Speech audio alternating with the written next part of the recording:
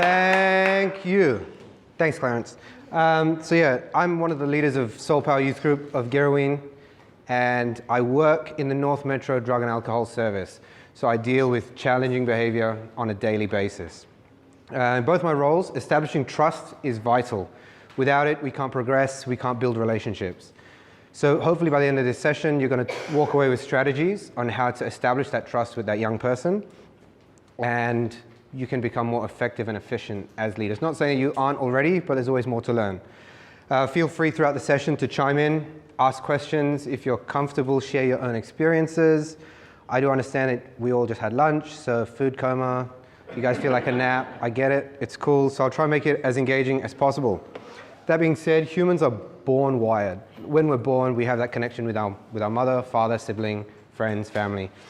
So it's a desire for every young person to feel connected, feel needed, have their sense of purpose. You as youth leaders, it's crucial for you guys not only to strengthen the faith of your youth group, but also establish that connection. And the best way to establish that connection is through trust. Now, can anybody tell me the best attitudes, feelings, behaviors to display when trying to establish trust? Yes? Compassion. Yep, very good. Respect. Yep.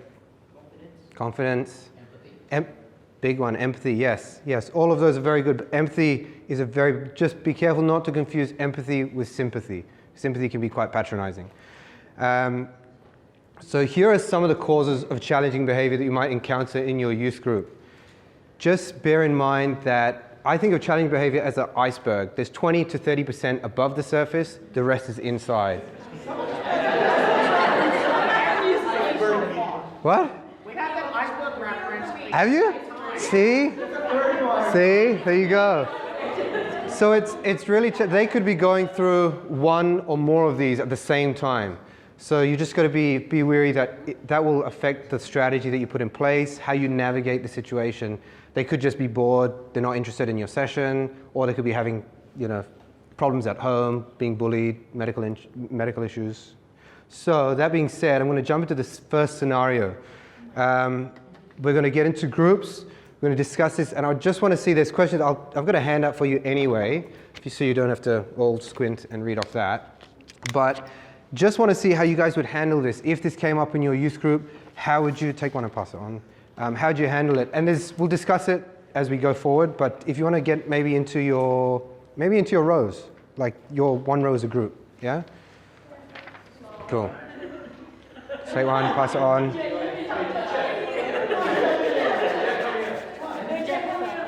How many in the group? 4, 5, doesn't really matter. Yeah, not in the group. Hopefully I printed enough. If not, we'll have to share. So yeah, read the scenario and get into your groups. Just the first scenario, just this one. If you can read off that, you don't need the paper, go for it.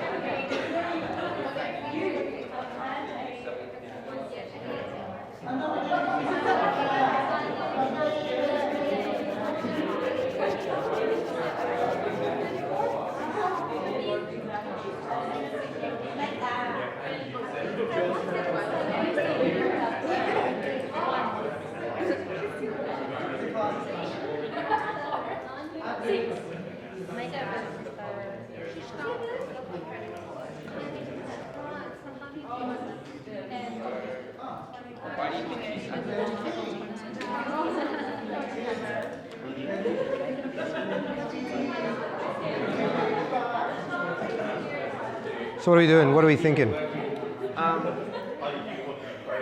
had this issue before, not like at youth, but like in class. Yep, perfect. So sometimes if like people have trouble at home, if they like get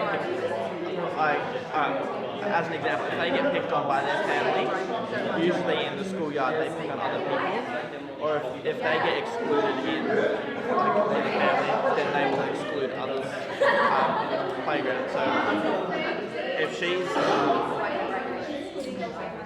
she thinks that this session is irrelevant, boring, and a waste of her time, then her parents or siblings or someone close in the family probably makes them seem like a waste of time. Good point. Good point. So they've probably instilled that in her mind to say, going to that's pretty much a waste of time. They've come and said, well, I think it's a waste of time because that's what everybody else is saying, sort of thing. Yeah. Yeah, yeah. Good point. Valid point.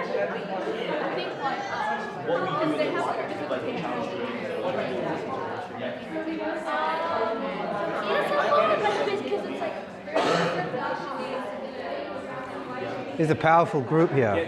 What are we thinking? We can't, I mean, I really love to just get them back in. Yeah, but you can't hit a child.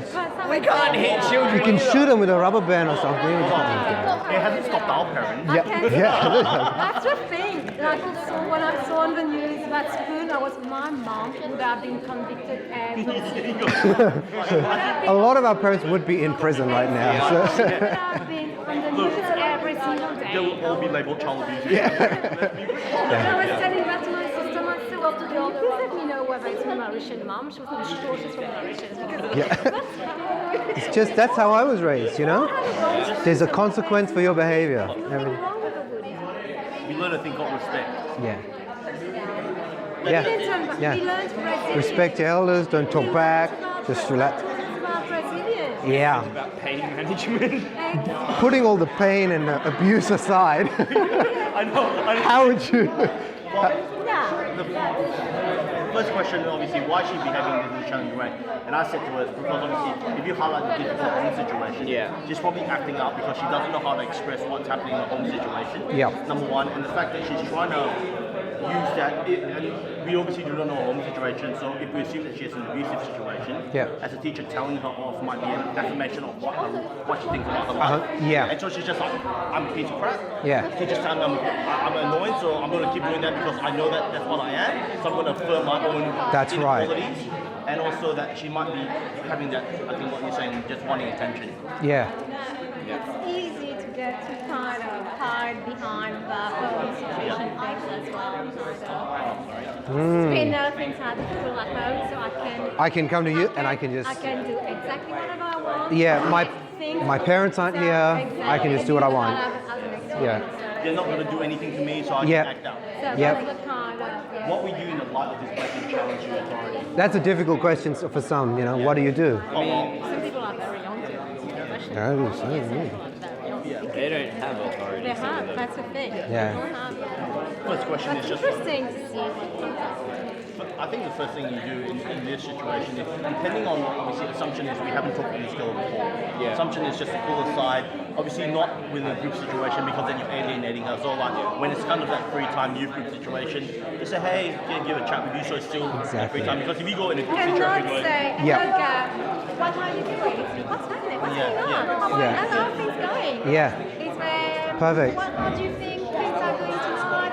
Is there something, what is it going to do when I'm kind of not smart, you're not lucky, and still put out but she needs to be made, take authority. Take off the behavior. She needs to be, she needs to take, yes, that's my behavior, and kind of ownership of it. I think another one's also the key about ownership. And I think that one is keeping them accountable. I think the word's accountable here. And leads to the next one. How do you cope with the girls' needs? I think the good way to do it is, even in youth group, there's always going to be a group of girls or a group of girl leaders that are always kind of good, and you know they're the goody two-shoes. And one is to not say tell the situation, but get them to get her to be accountable. Like keep a good support network for her. Say, hey, look, talk to these girls instead. Hang out with them and get these groups to bring her along, whether she wants to or not. Just include. The thing as well is to come up with a solution. Good. I'll be back. I'm just going to go travel around.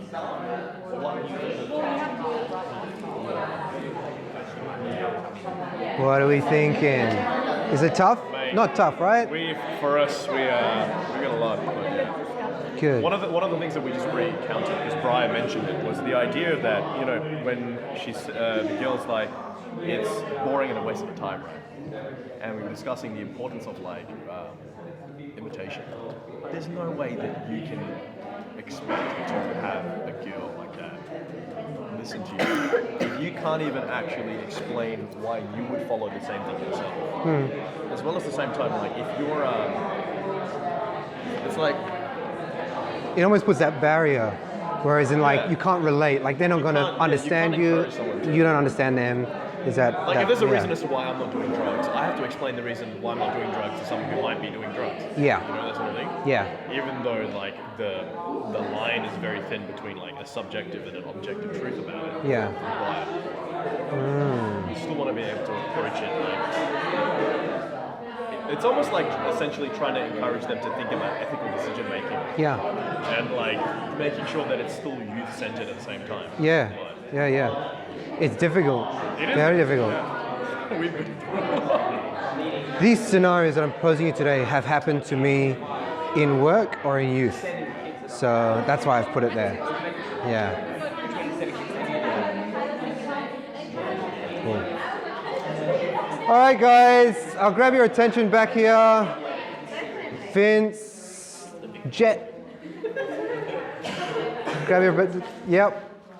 So I won't ask each group, but if those of you want to share, for the first question, why is she behaving in this challenging way? Any thoughts, any ideas?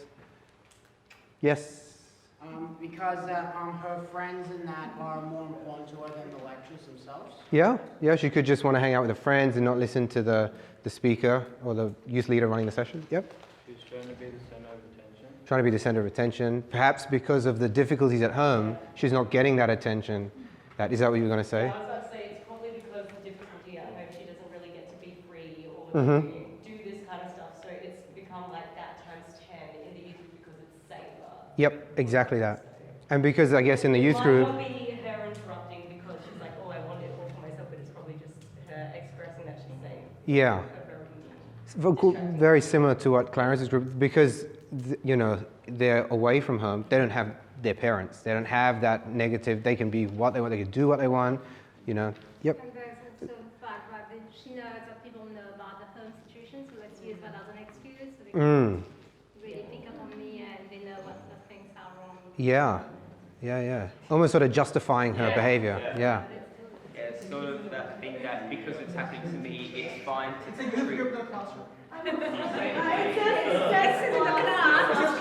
I know it's their classification. Sorry, yes. That's all right. Because it's happening to me, that sort of mindset that I can do this to everyone else because they can deal with what I'm doing. They might not know that that's the case, but sometimes it's just how the brain works. They just can put that. Yeah. Yeah, I completely agree. Yep, Joey? Kind of going with what Jamie was saying about like that sort of social thing. When you're a young person, you're growing up, you become self-aware that you actually have a social status as well amongst your friends. And trying to meet an expectation or creating an expectation to meet something also as well. Which sort of leads on, what do you do in light of the blatant challenge to your authority? So when you're running a session, they're doing this, they're not listening to you, what do you do? These scenarios that I'm proposing today have happened to me either at work or in youth group. So what would you do? Yep. Personally, the authority kind of word, I wouldn't really mind. Yeah. Because I'll just brush it off, not like see as myself like youth leader kind of thing. Like exactly, empathize with the person, like what they're going through. If we could think of a situation that you've been in before, how did you handle the situation? And for example, if you approach the girl and she's not like able to, participate or cooperate with you, you can ask her friends that could be willing to, like if they know what's going on. Because home circumstances could be anything, like a fight with a parent, like a family or relative, whatever. So to know the background information before you do something and act upon it is a good way to start it off. Yeah. I think though, because this is like you're in the middle of a discussion and she's kind of really openly being like, I don't want to teach y'all. Yeah. I think especially because the rest of the group is waiting and they just want to see how you react. Yeah. I think she kind of would want to see you react negatively. Yeah. So in the moment, especially if you don't really know what she's going through, it'd be best not to brush her off, but to kind of acknowledge like, look, maybe something's happening, maybe you just don't feel like doing this right now. Can you at least maybe stay a bit quiet so that everyone else can enjoy the discussion and you can come talk to me later. Yeah. And then maybe like talk to her friends, find out what's happening, and you can like one-on-one talk to her. It wouldn't be good to bring up her home circumstances. Of course not, yeah. As well. I think acknowledging was great, and then giving her that opportunity to, yourself available to say, you can talk to me later if you want. That's always good. Yep. We were discussing, do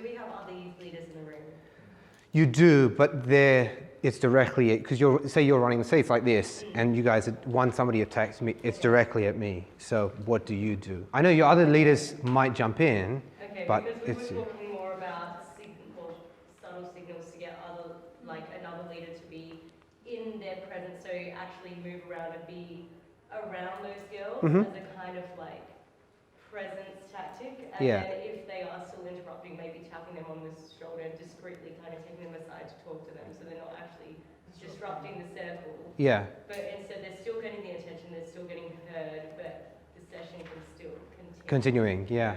Yeah, that's a good point, yep.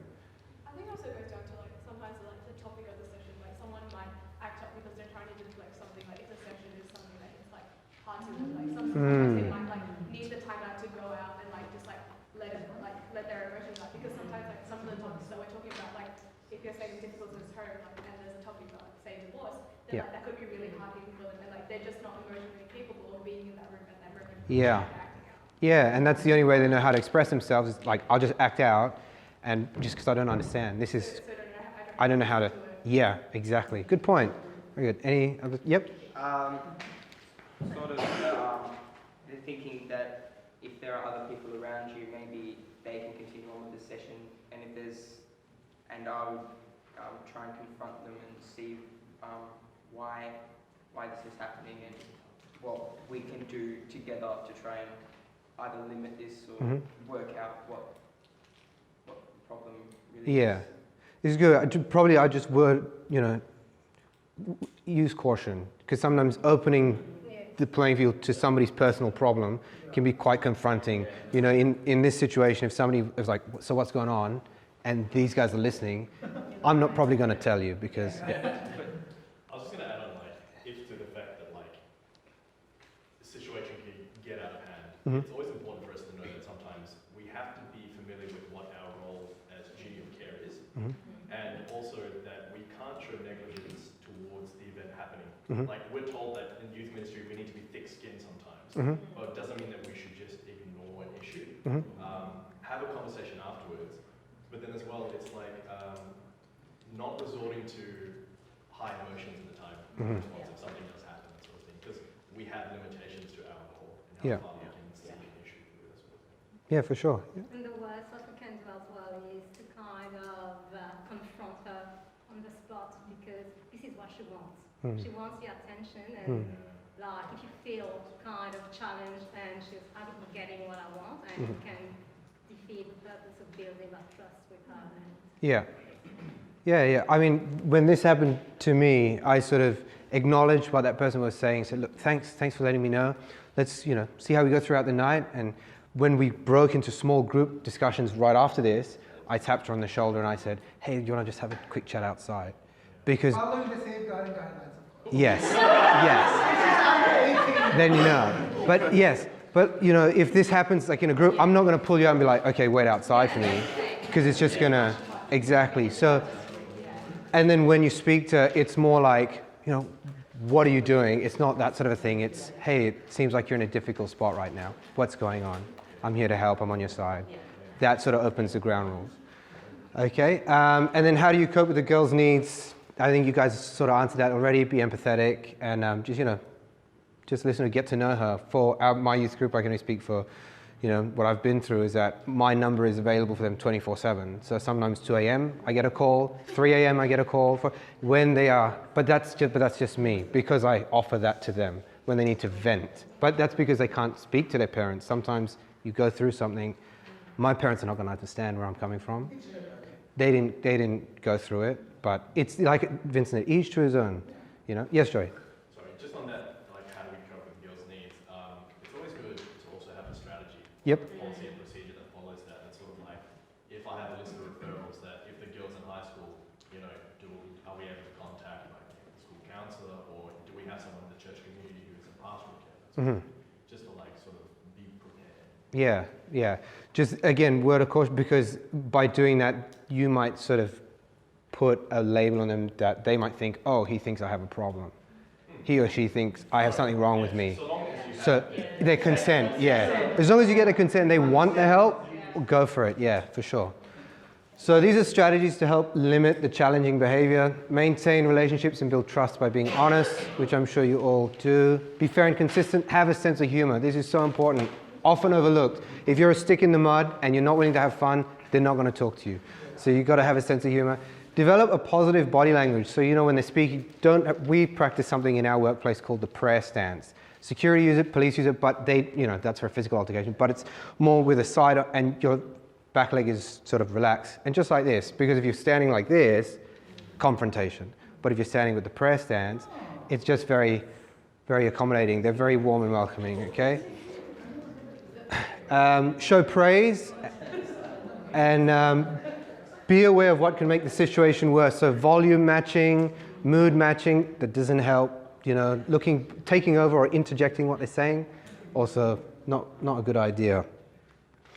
Establishing trust is so important in your role as a youth leader to establish this trust. Because once they trust you, they're going to be more open to talking about what's going on in their lives and how you can help them, as well as strengthening their faith. So be understanding, again, have a good sense of humor, show genuine concern and care, and lead with empathy if something is going wrong. Because quite often, I think if you think back to a time when you're going through a tough stage in your life and your parents are like, what's wrong with you? What's wrong with you? Come on, but that didn't help. Their intent is good, but it didn't help. So I would, again, still advise caution. Like, I have this policy 24/7, my number's available, but if you're not in the mindset to receive that call at say 7 at night or whatever, to give them that, that concern, genuine concern and care, you're not obliged to take that call. I'd rather you take that call or talk to them when you're in a good mindset. No point they vent to you and then you vent back to them. It's not going to help. So scenario 2. This is pretty deep. So, it can be quite confronting. Just bear in mind, it can be quite confronting. So a youth member speaks to you about breaking up with their girlfriend or boyfriend. This has led to arguments at home, has affected their relationships with family and friends within the youth group. It has also negatively impacted on them academically.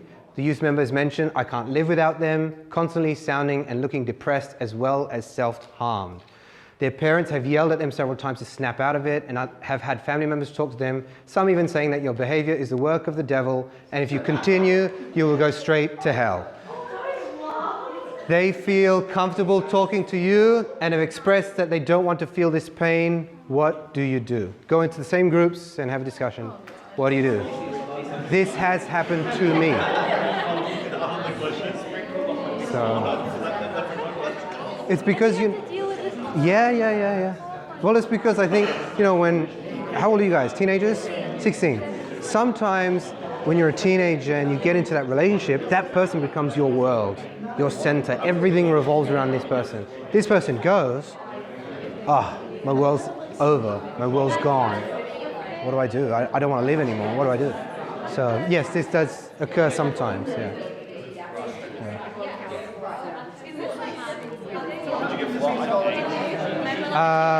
Teenager. Teenager. Yeah, say teenager.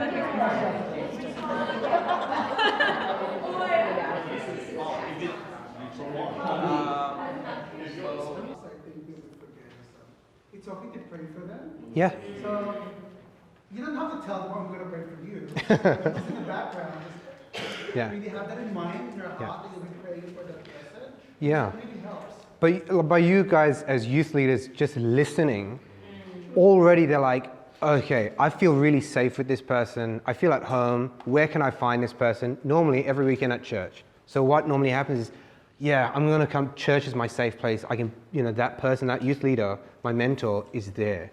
I can go and be at peace with them. So that's why you guys as youth leaders are so important, especially during this time.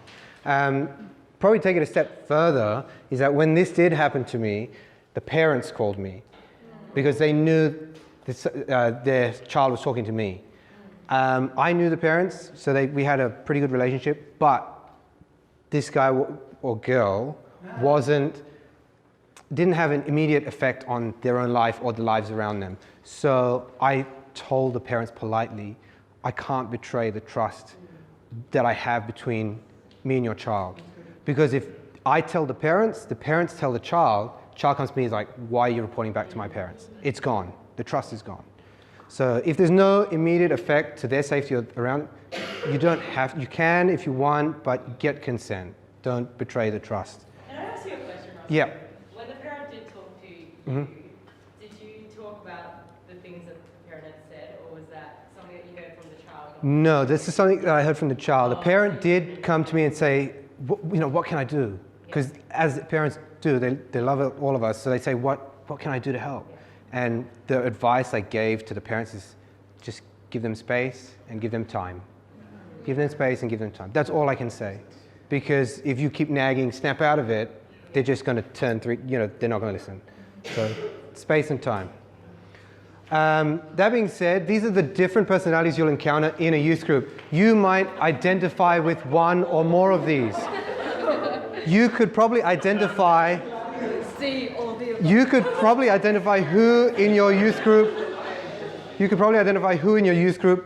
is one of these. So when we go through each of the slides, feel free to chime in, and you might laugh to yourself because you're like, yeah, that's me. Okay, so first is the dominator. These members manage to always be the center of attention, star youth member, answers all the questions, or a class clown. Okay, the tip to addressing the dominator is to develop a one-on-one relationship with them. Your investment into that relationship can make you nurture trust and teamwork. So if I'm running a session and I've got a dominator taking control, if I've developed that one-on-one relationship with them, they know me, I know them, I'm more inclined to say, hang on a minute, let's give so-and-so a try. But they know my intentions are good. I'm not excluding them because they've gotten to know me. So develop that one-on-one relationship with them, it does help. The spectator. These people usually give minimal responses, even to direct questions. Their quietness might result from profound boredom or intense interest. Highly intellectual, but insecure about communicating. I find the responses that the spectators give are really valid. They're very on point, but it's just they're not comfortable sharing. So a tip to get them to share is to pass around a piece of paper to everybody in the group in an activity and get them to write down what they think, because reading off a text, or reading off a pre-prepared script is easier than me pointing and say, what do you think? They're like, oh, I don't know where to go. Whereas then if they write, they're like, oh, I've got my response. I can just say my response and sit down. So that's a tip to help deal with the spectators. And when CYM helped us, my youth group, run a retreat, we saw a lot of spectators change. They really opened up, they're more comfortable, they say, this youth group has my back. I don't have to be scared, I don't have to worry. So things like a retreat or a long event like that would help. The gladiator. So this is the scowling teenager, always at odds with somebody else, angry at the world, angry at everything, irritated. It's really difficult to manage this sort of a teenager because they can be quite stubborn. Their negativity and tension will spread like wildfire through your group. It can destroy a session in seconds. They can just shoot you down. So a tip for dealing with the gladiator is to remind them in the youth session that Jesus receives us and that he will transform us. Like lead a session or lead silent prayer to that means. Also to lead by example. I can't stress enough, lead by example. If you rock up late to church, if you are, you're dressed inappropriately or something along those lines, they're going to see that. And they're going to be like, well, if they don't come to church or if they're late to church, it's okay for me to be late to church. It's really powerful. Actions, of course, speak louder than words. You've got to lead by example. The manager or pleaser. So they avoid conflict. They don't like confrontation. They don't like the negative comments in the group, which means just repackaging what everybody else has said. And then they feel reluctant to share. They said, say if Clarence shared a viewpoint and Joey disagreed and I had the same viewpoint as Clarence, oh, I'm not going to say mine because there's already a disagreement. So I'm going to stand back. Calm down, settle down. There's outside of this group, affirm that person's sensitivity to conflict and assure them that awkwardness, it's natural, it happens, it's okay, especially if it leads to breakthroughs. We can have a discussion rather than a physical altercation, Clarence, Joey, just calm down. We so yeah, we can get to, we can work past that, but a way in which if you can identify the manager or pleaser within your group, when the conflict does arise, that's probably a good time to sort of maybe go into like a silent prayer or break into groups. And if you get the eye contact with the manager or pleaser and sort of just give them like a signal that, yep, I acknowledge what was happening and I did something about it, they're very comfortable because they see, oh, you can see the conflict, you've managed it, I don't have to be the manager, I don't have to worry about it. So by doing that, they can see that in you. The worker. These guys don't like to talk. They don't like to listen. They just want to work, do tasks, just task-oriented people. A worker might guilt the rest of the group into performing or organizing projects or events. They'll be the guys be like, come on, what are you doing? Come on, keep going. Tip, workers will light up when you mention a project or event. Hand over some of the planning to them. Also, to have a special project every couple of months, because that then keeps them motivated. Be like, yep, I'm coming to session, we're going to talk about this event. Yep, cool. I've got that light at the end of the tunnel. The next one, the Terminator. They douse any iota of optimism, enthusiasm, or faith with excessive realism. Are you a little, is somebody a Terminator here? What's happening? Hey? They'll quickly list reasons why something won't work, but they'll offer up very little alternatives.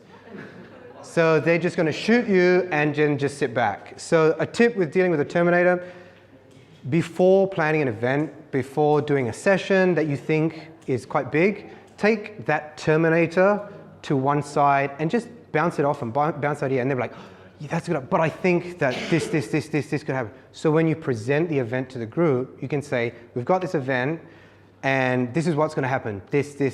So the Terminator knows you've taken their viewpoint, and you've tried to address it with your planning in the event. So they're happy, you've listened to them, and you've relayed it back to the group. Okay? The poser. For an actor, the entire world's a stage. So you can't tell from one moment to the next if you're getting the genuine version. Maybe something unique is at play. This is just an example. Say they say all these things in session and you are close to their parents. After session, they pull you aside and say, hey, are you gonna tell what I've said to my parents? Because they're scared that what they've said, and if you relate, the parents are gonna be like, well, no, we didn't actually do that. But they're just putting on that facade. They're putting on that shield. So something that you could do to help with dealing with a personality like this in a group is to give sort of like implement a journal system with them, because writing down how they feel can really help them develop, can really help them with their insecurities. Journals will remain private, but it's a good way to wrestle with their thoughts and beliefs. Try to develop trust and rapport with this sort of a personality. That one-on-one relationship is crucial, because when they're saying all this and they pull you to one side, that connection isn't that established yet.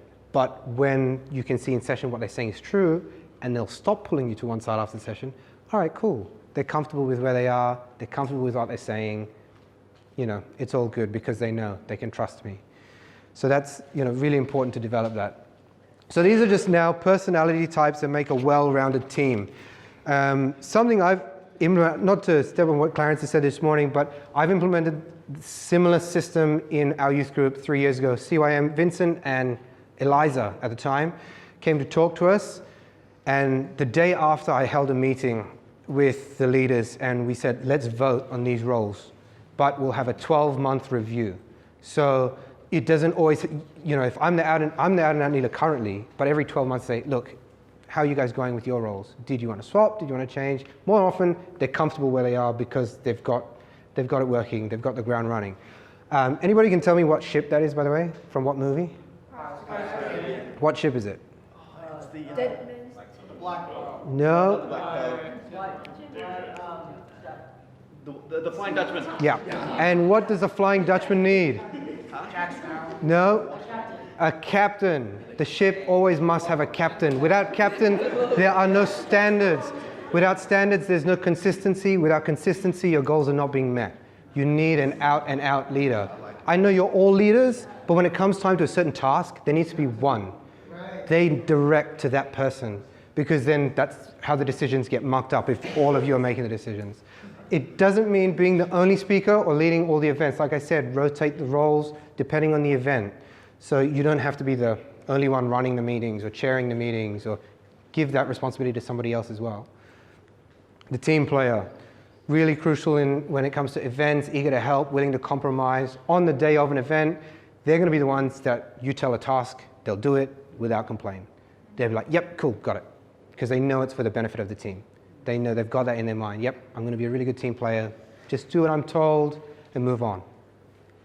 The researcher provides all details and information regarding a certain event, often asks questions that can be overlooked, and knows the quickest way to resources. Again, depending on the event. If it's a music event, your musical coordinator within your leadership team, they're going to be the researcher. They could alternately be the leader as well.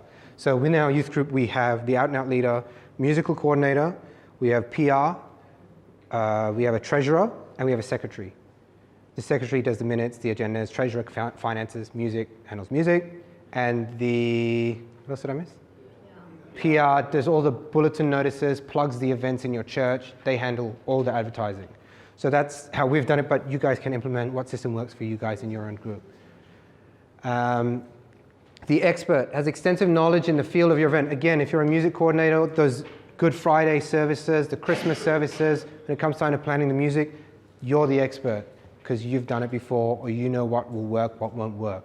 At times, experts can be found outside the team. So not just within your leadership team, you might have somebody within your youth group that might be really confident and really knowledgeable about a certain event. So pull them in. Put ownership on them, accountability on them. They develop the responsibility and leadership qualities as well. The planner, self-motivated, stickler for process, order, and structure. Not necessarily people pleasers, punctual, able to see curveballs and offer strategy.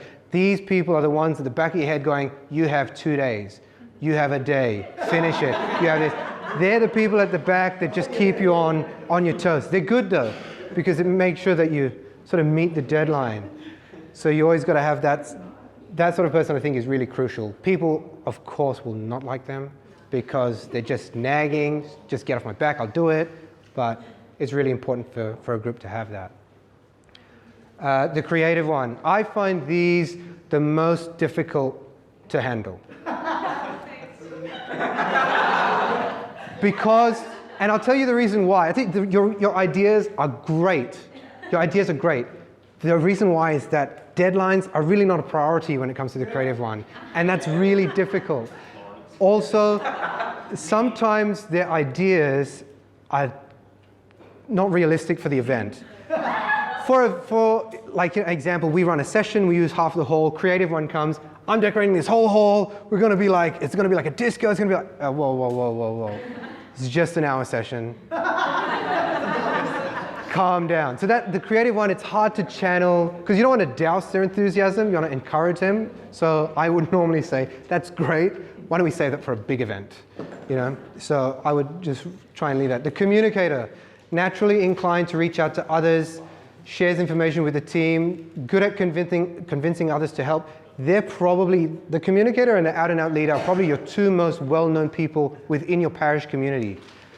Just because if you need anything done, the parishioners know the face and they know who to go to.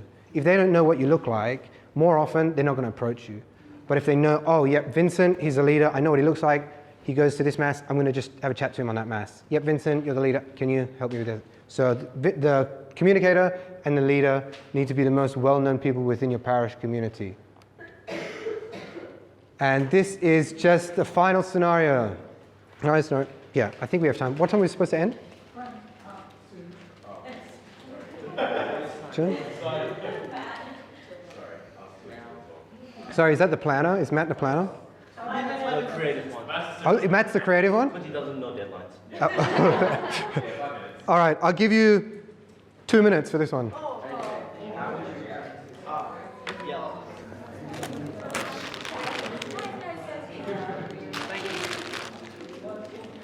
Good man. Good man. Good, good, good. Thank you.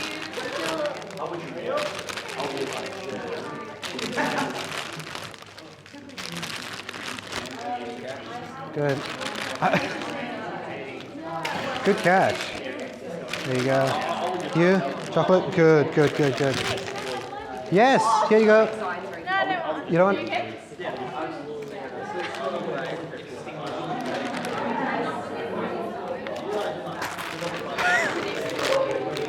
I've got more. I've got more. Yep. Good man.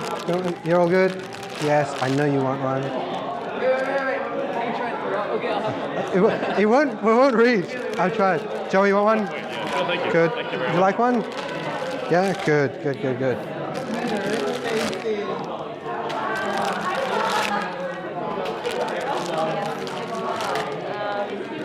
How would you react, Matt Lim? You supposedly have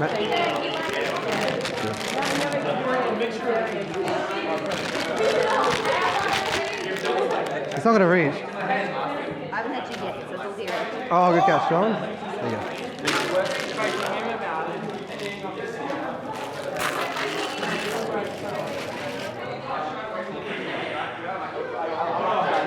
But the problem I find is some people find their time to go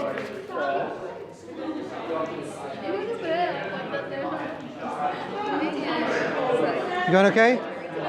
Good, good. Did you identify with what personality you might be? Which? I love a gladiator. You love the gladiator? Once you've got them, Yeah, they're the best. they'll fight for you. They're the best. Yeah. You're the I love working with gladiators. famous leader planner. I love working with gladiators. Yeah. I will work. I like working with gladiators. Like as a creative one for me, don't go well. Pay the pleaser. I really think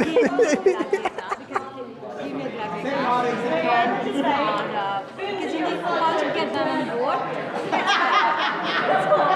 it's good when they're on your side. They're the best fan, they're the best. Yeah. Lie to me, you betrayed my trust.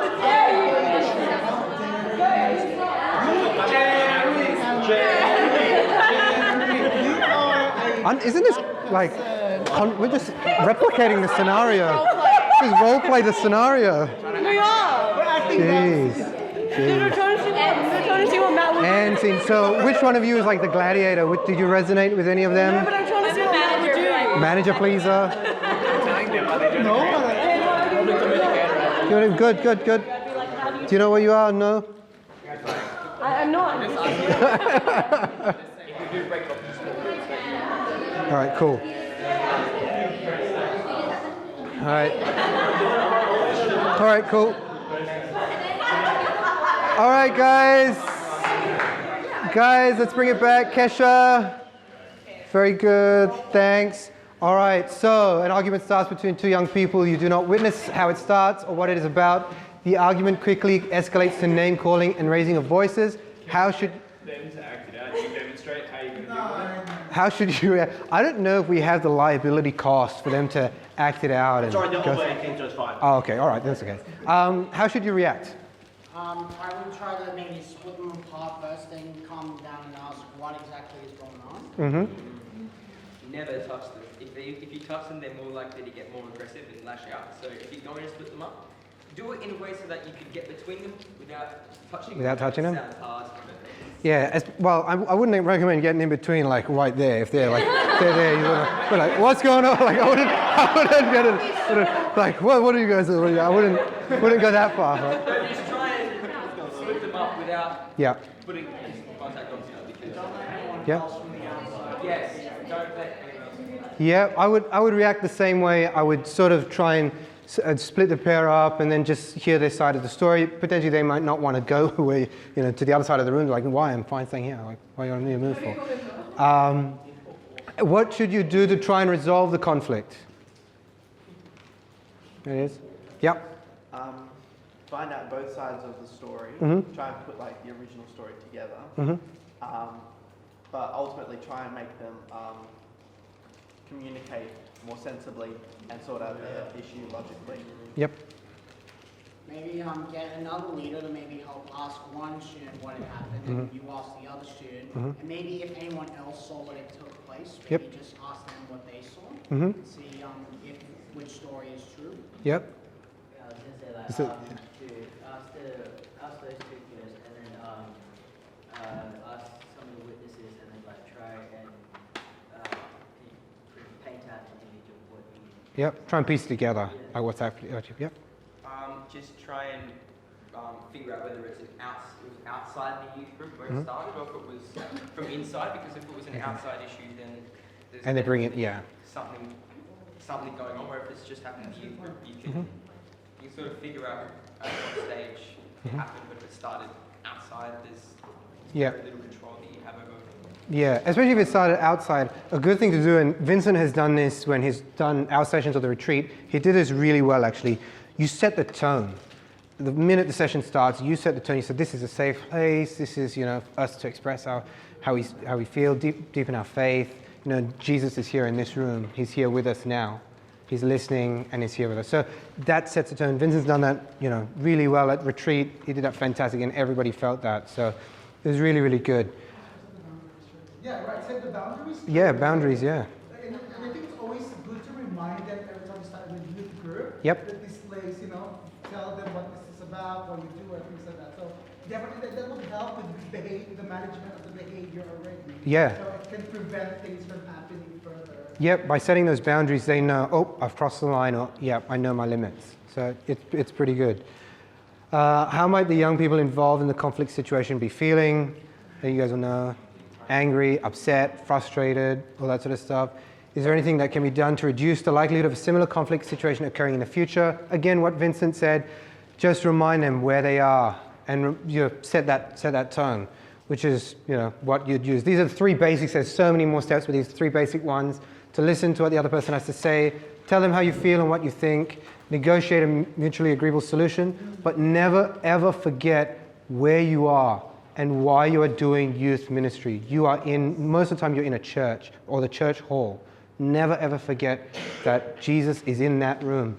So you got to try and be a disciple of Christ. That's what you're there, your fellowship. So you try to be that disciple of Christ. Also, another trick that I was taught in a marriage course that you have to go through in order to get your cert is the pen technique. Whoever holds the pen gets to speak. If you don't hold a pen, you have to keep quiet. So if you're arguing, give one person something to hold. All right, your turn to speak. All right, now you keep quiet and you speak. And then you guys can figure it out amongst yourselves. All right? But that ends our session. Summary: lead by example, identify different personalities, lead with empathy, establish trust, positive, safe environment, know your own strengths and weaknesses, and again, never forget why you're doing youth ministry. Thank you for your time.